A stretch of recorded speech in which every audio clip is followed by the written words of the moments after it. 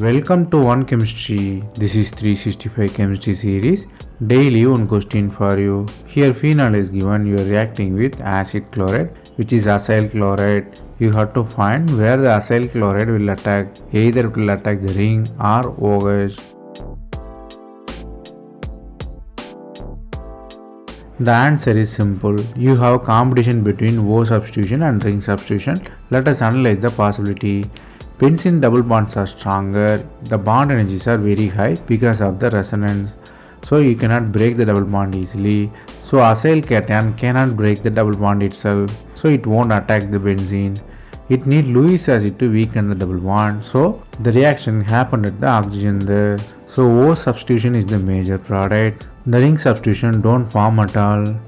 The concept you have to learn here is benzene double bonds are stronger. It will not be attacked by electrophile without ring activation.